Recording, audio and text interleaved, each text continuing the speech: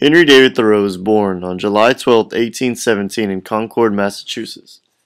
As the most quoted American author, Thoreau served society as a journalist, poet, philosopher, and American essayist.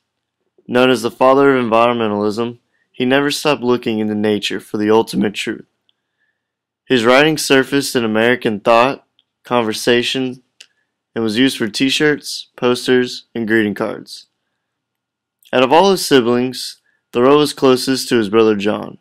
John supported Henry and paid for his Harvard tuition with a teacher's salary. Henry graduated from Harvard in 1837 in the top half of his class. After college, the American economy was struggling, making it hard for Henry to find a job, so he decided to go back home and work in his father's pencil factory. In 1838, he and his brother John started a school in Concord, Massachusetts.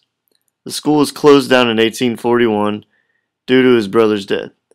Henry was traumatized at the age of 25 by the sight of his brother dying in his arms from lockjaw after cutting himself shaving. Shortly after his brother's death, Thoreau was invited to work as a live-in handyman for Ralph Waldo Emerson, a very famous American author. Thoreau eventually became Emerson's protege, and this is where he formed his transcendentalist ideology. In 1845, Emerson allowed Thoreau to build a house on a piece of his land next to the Walden Pond. This is where he wrote his first book, A Week on the Concord and Merrimack Rivers. There were two reasons why Henry David Thoreau built and lived in the house on Walden Pond. The first reason was to write A Week on the Concord and Merrimack Rivers. The second reason was to conduct an experiment involving challenging the idea of working 6 days and resting one. Instead, Thoreau would work just 1 day and rest the other 6 to see if he could survive. 2 years after leaving his house on Walden Pond, Thoreau published A Week on the Concord and Merrimack Rivers in 1849.